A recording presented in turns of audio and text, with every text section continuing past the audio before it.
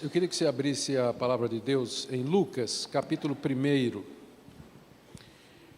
Eu não me apercebi da passagem do tempo e falei muito na primeira parte e vou reduzir bastante essa segunda, para que os irmãos também não fiquem presos por muito tempo. Lucas, capítulo 1, nós vamos ler a introdução, o prefácio que Lucas faz a essa obra, lembrando que ela é obra que originalmente era uma obra só, Lucas Atos, e depois na inserção no cânon, que foi feito mais ou menos de forma temática, como Lucas é mais um evangelho, né, e Atos é a descrição da obra dos apóstolos, então eles separaram, Lucas ficou com os demais evangelhos e Atos vem depois, mas originalmente era Lucas Atos, era uma obra só.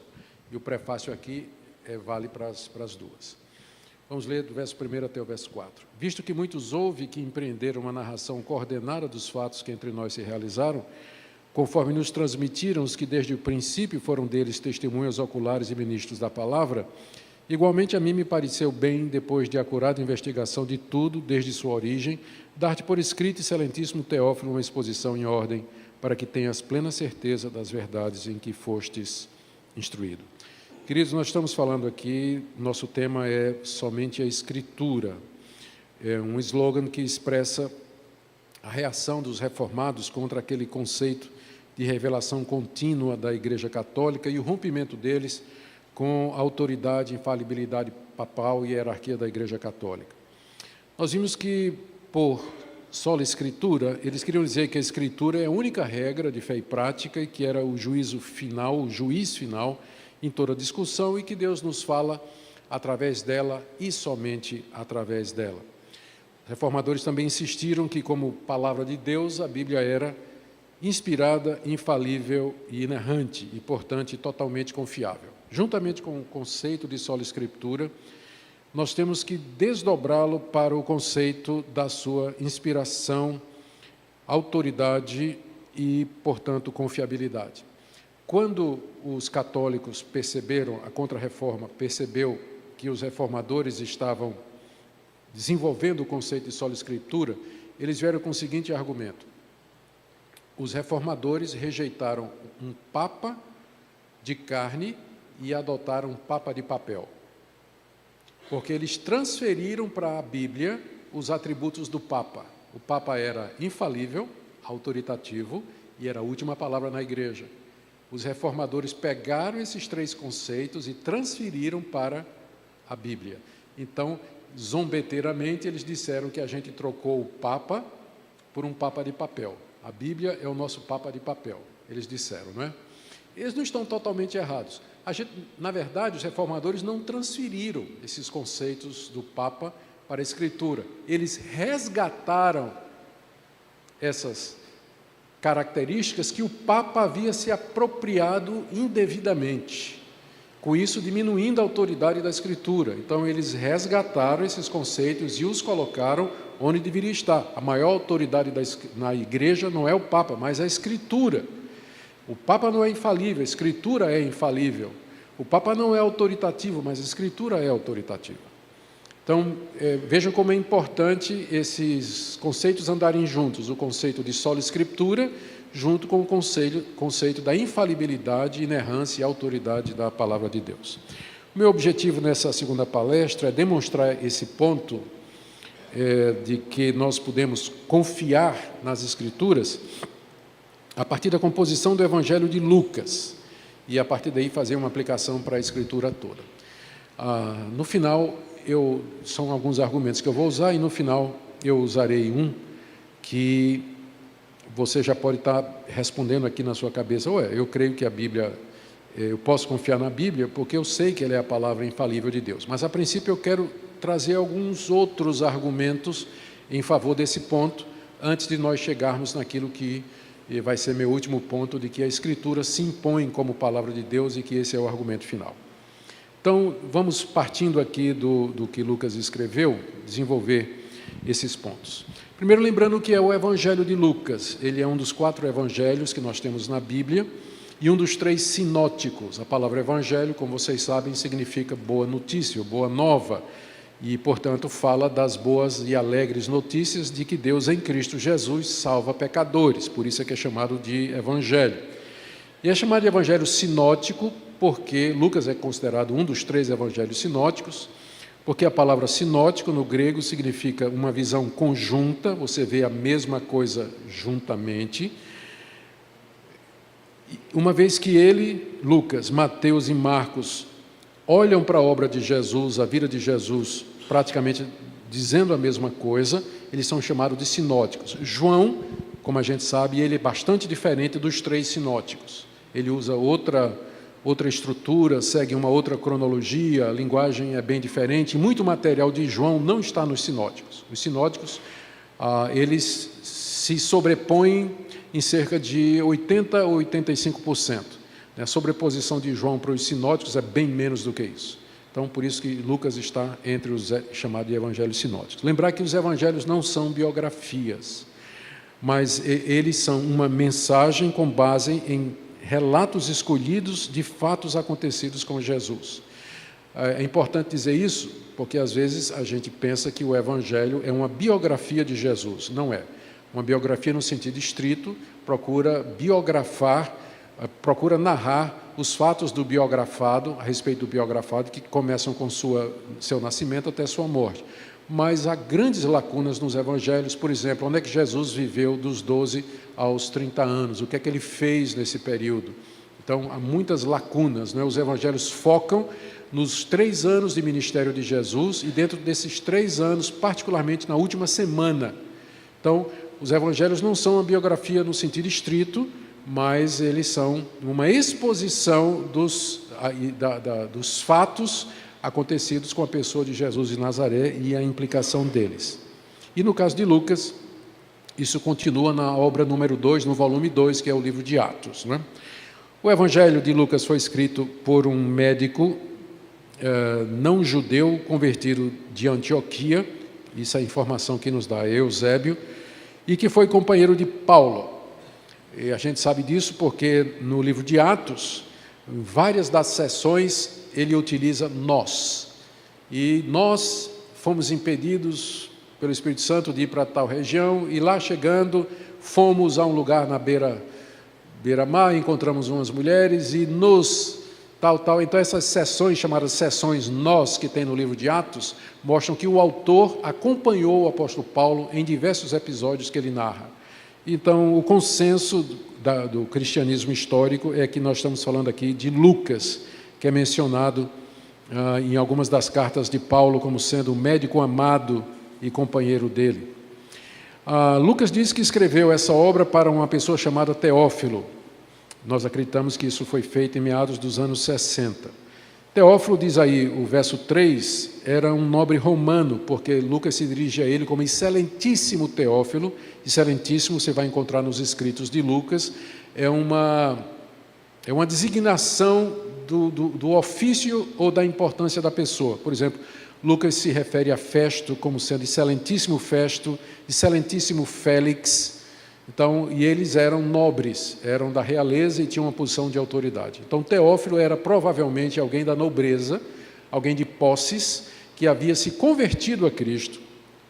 E Lucas tinha como alvo inteirá-lo sobre os fatos a respeito de Jesus, da igreja, e confirmá-lo na fé, como ele diz aí no verso 4, para que tenhas plena certeza das verdades em que fostes instruídos.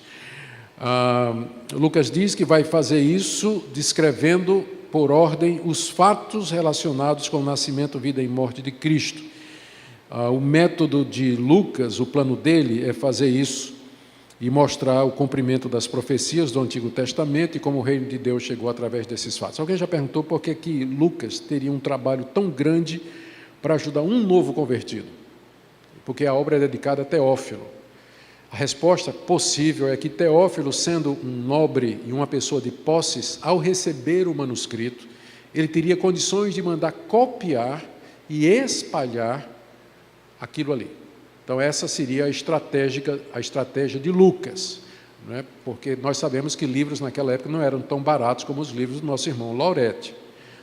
Mas custava caríssimo, era caríssimo você fazer um livro, tinha que contratar um escriba, era feito à mão, né? Levava tempo. não é como hoje, é muito diferente. E Teófilo teria condições de multiplicar essa obra e espalhá-la no meio do contexto cristão para servir de ajuda a outras pessoas. Então, tudo isso parece estar por detrás da composição do Evangelho de Lucas. Então vem a pergunta, por que é que eu posso confiar nisso que Lucas está dizendo aqui, de que ele escreveria tudo a partir de uma acurada investigação? Então eu vou trazer algumas razões aqui. Primeiro, pela maneira como ele foi escrito. Lucas diz aí no verso 3 que pareceu a ele, depois de uma acurada investigação desde a sua origem, dar uma narrativa por escrito a Teófilo. Quando Lucas escreveu, já havia vários dos relatos que ele menciona no verso 1, visto que muitos houve que empreenderam uma narração coordenada dos fatos que entre nós se realizaram. Lucas tinha conhecimento, então, provavelmente do Evangelho de Marcos e do Evangelho de Mateus, que a crítica bíblica geralmente admite que foram escritos primeiro, embora isso não seja unanimidade. Além disso, fontes escritas circulavam já na igreja contendo os ditos de Jesus, fora as tradições orais que eu já mencionei na palestra anterior. Lucas consultou tudo isso, leu esses evangelhos, provavelmente leu Marcos, leu Lucas, ele conhecia outras fontes escritas e ele conversou com gente que era portador das tradições a respeito de Jesus. E o evangelho que ele escreve é resultado disso, dessa acurada investigação que ele fez. E a gente vê que há o mesmo cuidado nos demais livros da Bíblia. Geralmente eles procuram citar as histórias que eles narram, mencionando governantes, mencionando episódios ou situações que identificariam a época dos eventos. E Lucas tem esse cuidado e a gente percebe o mesmo cuidado nas narrativas do Antigo Testamento, históricas pelo menos, e também nas demais do Novo Testamento. Então, o Evangelho é resultado de uma acurada investigação que reflete a maneira como os escritos bíblicos foram produzidos.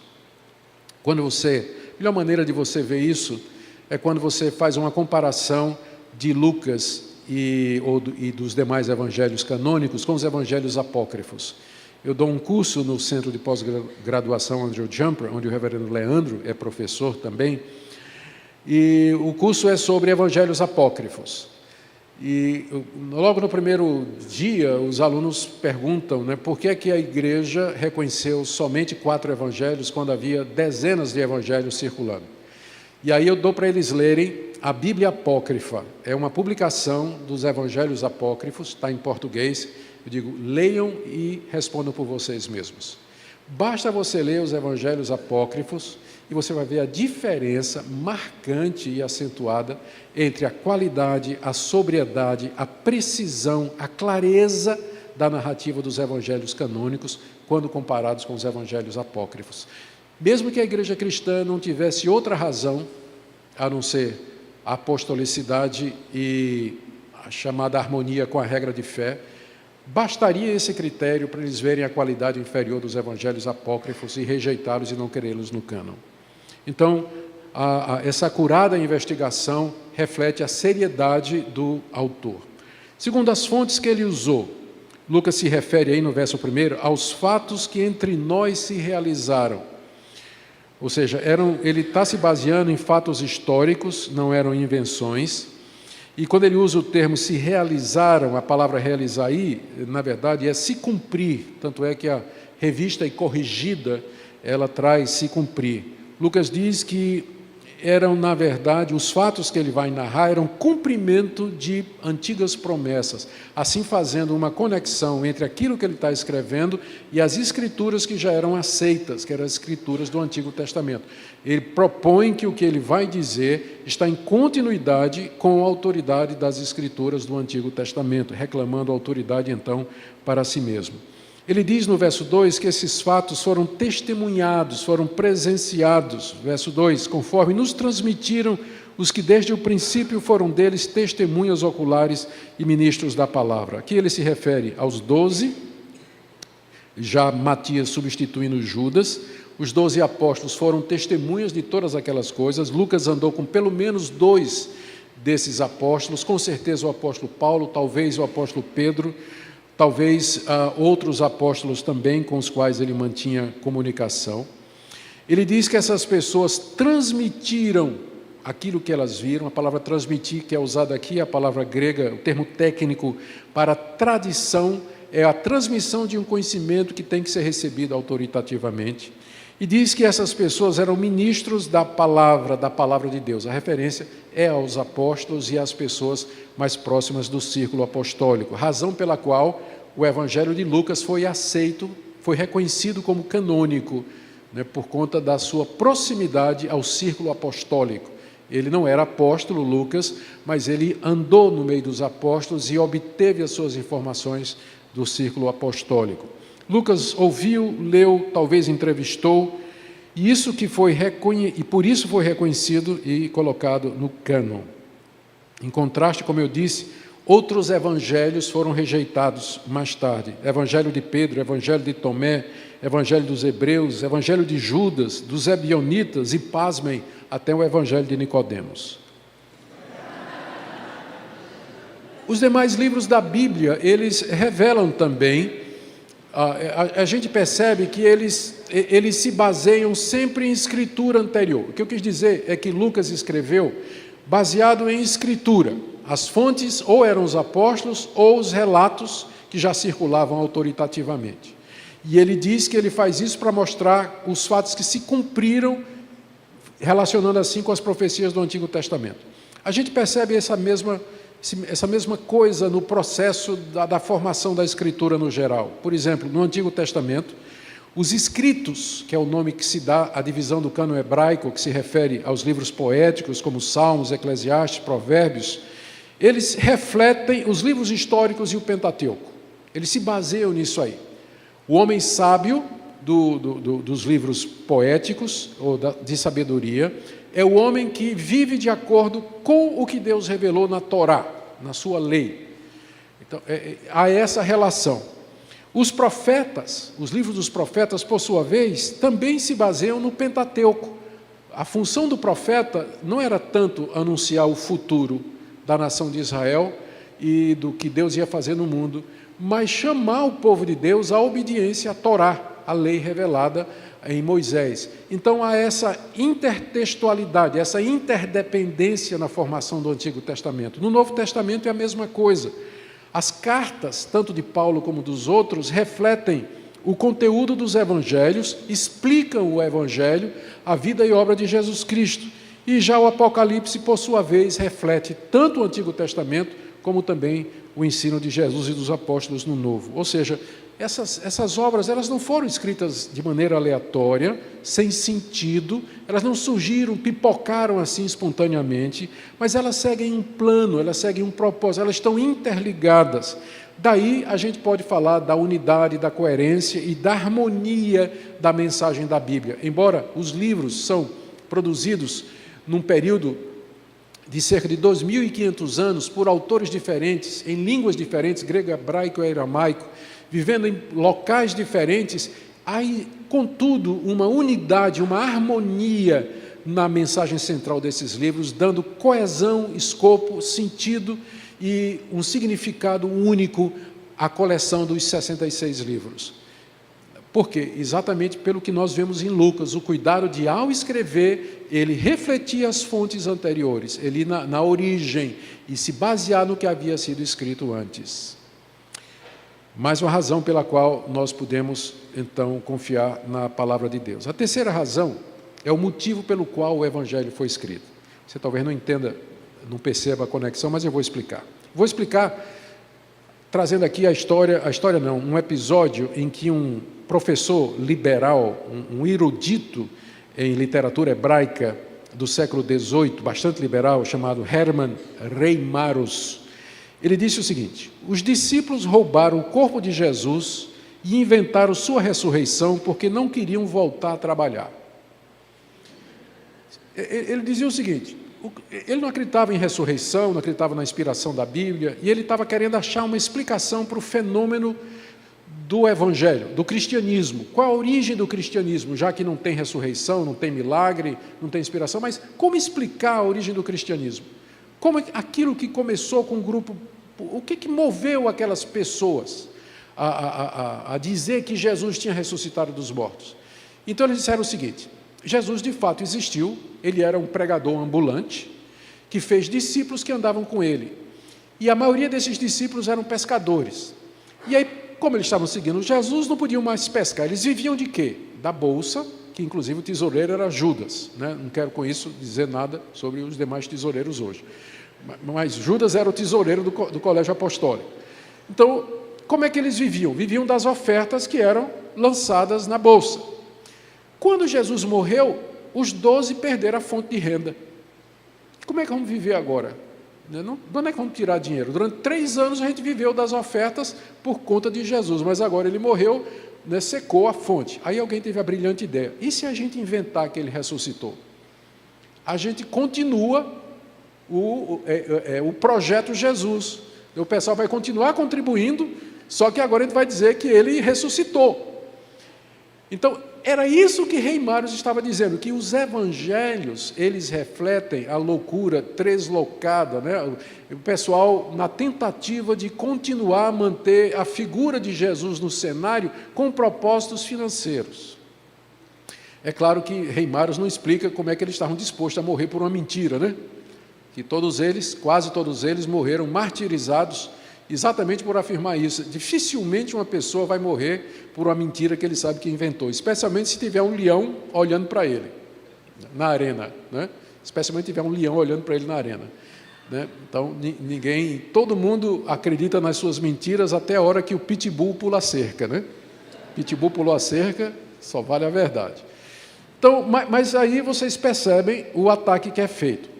Lucas diz aqui qual foi o propósito que ele escreveu o seu evangelho.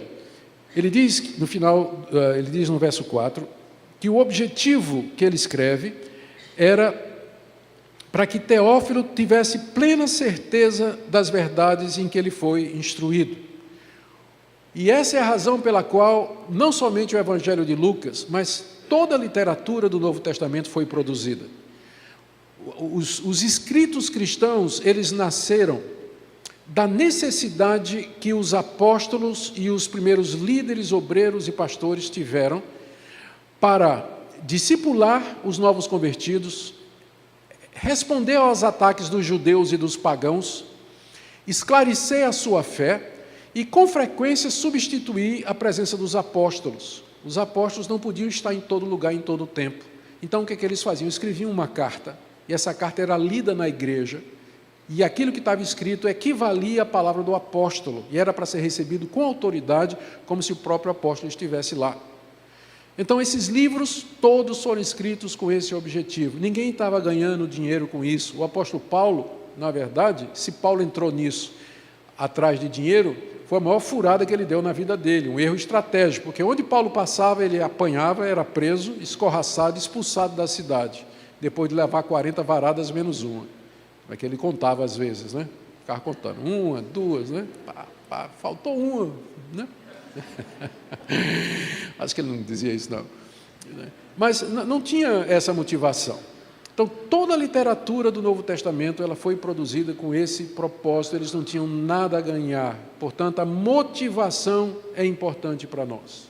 A razão pela qual esse livro foi escrito, ele não visa lucro, ele não tem o objetivo de promover um comércio, criar uma religião lucrativa, ao contrário. Ela adverte, essa literatura aqui, ela adverte contra aqueles que vão usar a mensagem que ela transmite e para se beneficiar, locupletar, ganhar dinheiro, fama, posição e tudo mais. Então, a razão pela qual esse livro foi produzido é o motivo pelo qual nós podemos crer nele. Também a sua data. Esse livro, Lucas, ele foi escrito muito próximo dos eventos que ele pretende relatar. Eu sou da opinião de que ele foi escrito aí final da década de 60, embora haja quem coloque nos anos 70 ou 80, geralmente quem faz isso usa como argumento, é o pessoal que não acredita, não todos, mas muitos que colocam Lucas depois da queda de Jerusalém, que foi no ano 70, é porque eles não acreditam em profecia. Se Lucas foi escrito nos anos 60, Jesus diz inclusive que Jerusalém será destruída pelos exércitos romanos. Pelos exércitos romanos, que aconteceu poucos anos depois, 30 anos depois da morte de Jesus, 35, 37 anos depois da morte de Jesus.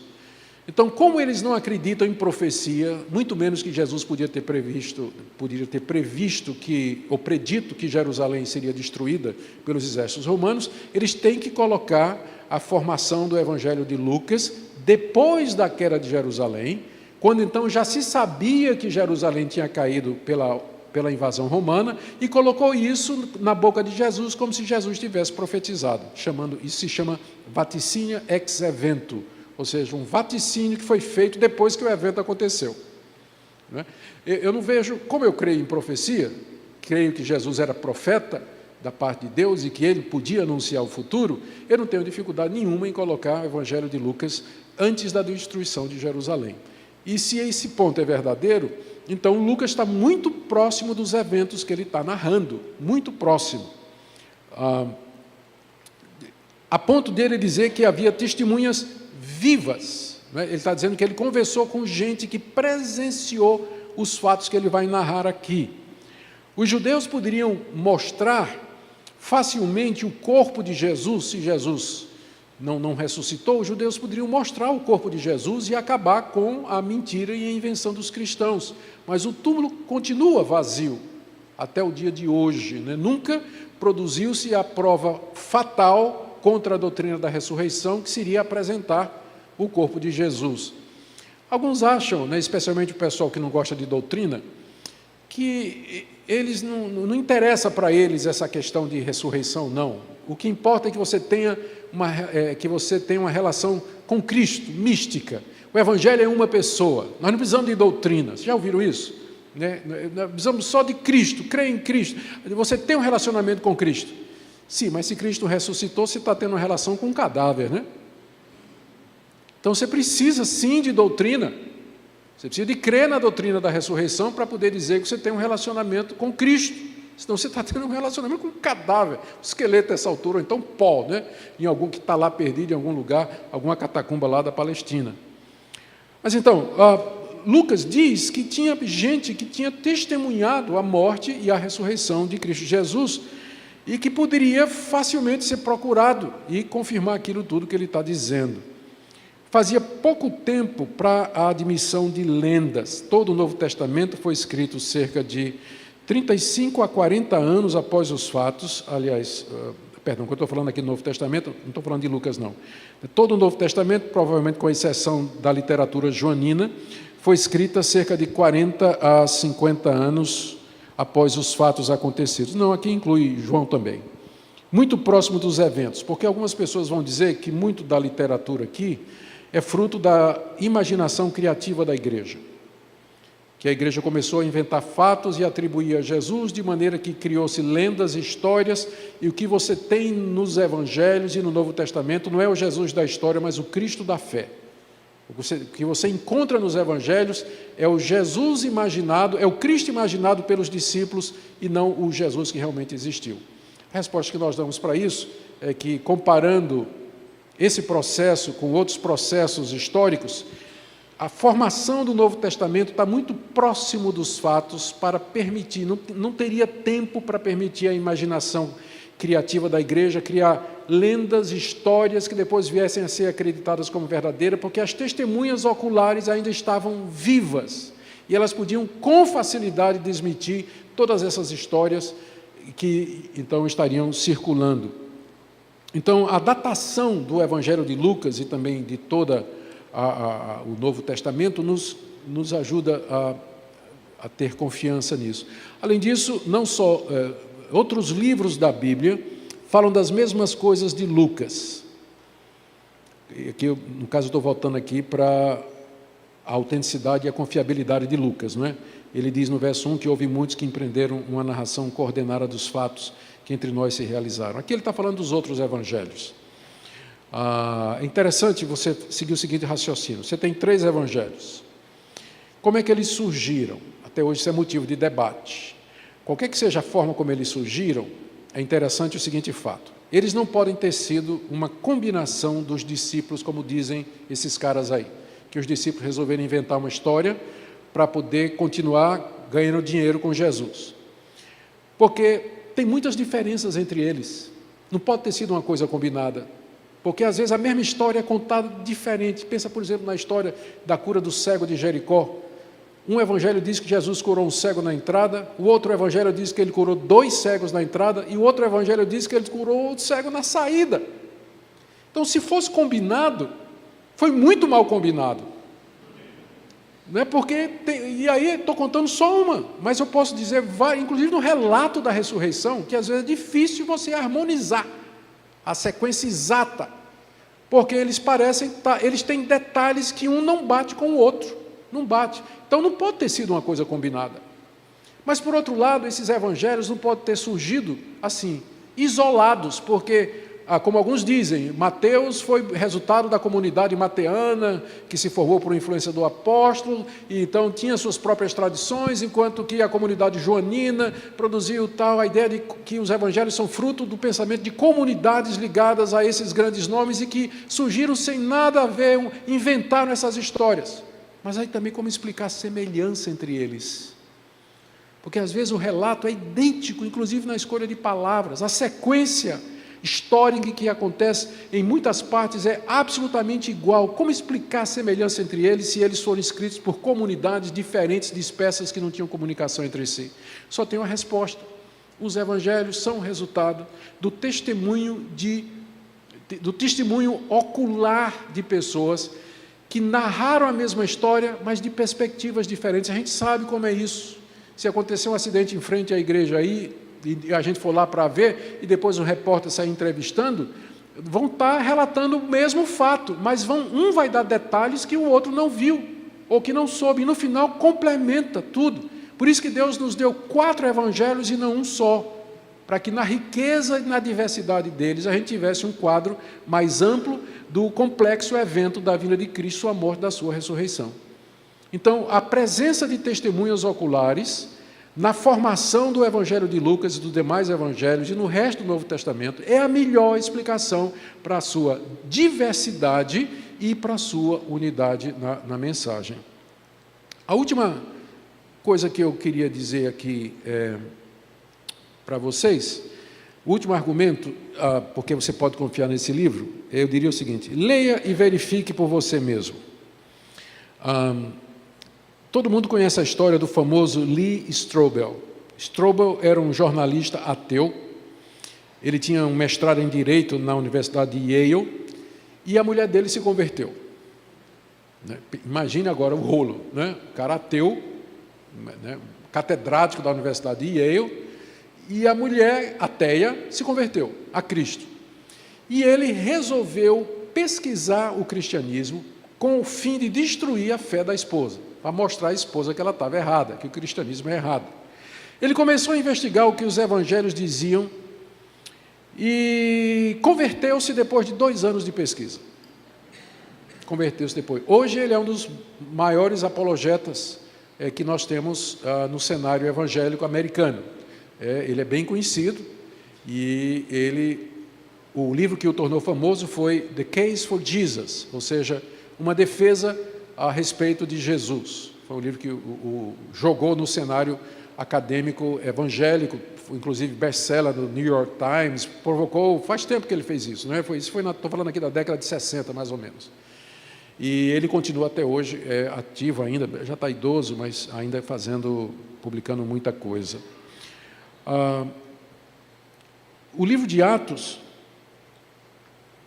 era desacreditado pelos críticos durante muito tempo, até que um deles resolveu fazer uma investigação a respeito da sua confiabilidade. E foi investigar as fontes, comparou com documentos outros registros, e no final ele chegou à conclusão que Lucas é provavelmente, dos historiadores antigos, o mais confiável, porque as datas, as informações de nomes, os fatos históricos, o conhecimento que ele tem, por exemplo, da navegação da época que ele narra no livro de Atos, naquele naufrágio do apóstolo Paulo, aquilo tudo só poderia ter sido escrito por uma pessoa vivendo em meados do 1º século. E ele publica um livro a respeito da autenticidade de Atos. Ele começou ao contrário, né? Mas como Lee Strobel, no final, ele estava convencido da autenticidade do livro de Atos. E isso mudou a direção dos estudos a respeito do livro de Atos, porque hoje em dia pouca gente considera, como considerava antes, que Atos é um livro que foi escrito no século II, né, por alguém que queria harmonizar as tensões da igreja primitiva. Mas hoje em dia já é visto de maneira diferente. Há pouco tempo, e eu estou terminando aqui, já disse isso 3 vezes, né? Então não acreditem não quando eu falar sobre isso. Aqui eu quero mencionar, o meu último ponto é esse, é que a Bíblia, ela dá testemunho de si mesma. Se nenhum desses argumentos servir, você pode finalmente lembrar disso, que ela dá testemunho de si mesma. John Piper acaba de lançar um livro cujo título é Uma Glória Peculiar. Uma Glória Peculiar. E a tese desse livro é mais ou menos o seguinte, ele diz assim, ele pega os argumentos tradicionais em favor da autenticidade da Bíblia, alguns deles eu usei aqui com vocês. Ele diz assim, imagine se eu for evangelizar uma tribo indígena, eu levo a minha Bíblia lá e eu quero convencer aqueles indígenas que esse livro é a palavra de Deus. Agora imagine eu usando todos esses argumentos lógicos, históricos, que não vão fazer o menor sentido para o índio, deve ter alguma outra maneira. E a maneira é essa glória peculiar que existe, não somente na Escritura, mas em tudo que Deus faz. E aí ele pega a analogia da revelação natural. Ele diz que a natureza reflete a existência de Deus. Há uma glória na natureza, porque ela é resultado da ação criadora de Deus. Então, contemplando a natureza, vendo a natureza, o homem deveria se conscientizar de que isso não surgiu pelo acaso. Ou seja, há um testemunho inerente na obra de Deus. Tudo que Deus faz recebe um pouco da sua glória. Então, há uma glória peculiar nas Escrituras, que quando a pessoa se aproxima da Escritura, mesmo que ela não tenha esses raciocínios, mesmo que ela não tenha esse conhecimento histórico, a lógica e processo de dedução, a Bíblia apela para a pessoa, ela se impõe como verdade, porque é a palavra de Deus. Ela se impõe a si mesma como verdade, como os reformados dizem, né? Foi a Escritura que se impôs e criou a igreja, e não a igreja que criou a Escritura. Então, esse é o último ponto que eu queria trazer para vocês. Da mesma forma que a glória de Deus está na natureza, a sua presença está na natureza, está no homem por causa da imago Deus, brilha na sua plenitude na pessoa de Jesus Cristo, assim também essa glória peculiar está nesse livro. E a história mostra quantas e quantas pessoas se converteram simplesmente em contato com essa palavra, Eu posso citar aqui a conversão de Agostinho. Agostinho era um cético, né? Ele tinha sido criado por uma mãe piedosa, mas ele começou a seguir doutrinas e filosofias várias, era um homem devasso, e uma tarde, diz ele, estava em algum lugar e ouviu uma voz de criança dizendo, pega, lê. Ele olhou ao redor e o que ele viu foi a Bíblia da mãe. E ele abriu e leu lá no final de Romanos 14, onde manda que nós creamos no Senhor Jesus e não reservemos espaço nenhum para a carne. E ele se converte ali, simplesmente lendo aquele texto, e de lá sai para ser o maior teólogo dos primeiros 1000 anos da história da igreja, Agostinho. A conversão de John Wesley não foi diferente. Ele ouviu a leitura do prefácio de Lutero, a carta aos Romanos, os textos que foram lidos, e diz lá que sentiu o seu coração estranhamente aquecido enquanto ouvia Romanos sendo lido, não é? Aquilo falou o coração. Há uma glória peculiar nas Escrituras Sagradas, que é finalmente o testemunho decisivo que nós podemos receber. A Confissão de Fé de Westminster, no capítulo quando ela fala da Escritura, ela diz assim, que há muitos argumentos que podem ser usados para provar a confiabilidade das Escrituras, mas é o Espírito Santo falando por elas, que Calvino chamava de o testemunho interno do Espírito Santo, mas é o Espírito Santo falando por elas que nos convence, acima de tudo, de que de fato ela é a palavra de Deus. Eu espero que nessa noite você saia daqui com essa convicção. Sola Escritura, porque ela é a palavra de Deus, é a voz de Deus, é assim que Deus nos fala hoje, e é nela que nós encontramos a revelação do seu ser e da sua vontade. Amém? Vamos orar. Obrigado, Senhor, pela tua palavra inspirada, infalível. Te damos graças pelos homens que o Senhor levantou para escriturá-la, para registrá-las de maneira confiável e inerrante. Te damos graças pela sua preservação durante todos esses séculos. Te damos graças pelos homens que traduziram a Bíblia para nós. E nós oramos, ó Deus, que o Senhor nos dê sede da tua palavra. Eu oro, Senhor, pelos pregadores que estão aqui, que o Senhor mostre para eles que a tarefa deles é ensinar essa palavra e não suas ideias, que eles têm que pregar a Escritura e não a si mesmos. Mostra também aos crentes e dá a eles o desejo de ler essa palavra todo dia. Ó Deus, que busquem nela o conhecimento do Senhor. Te agradecemos por esse momento, em nome de Jesus. Amém. Boa noite, irmãos. Muito obrigado pela paciência.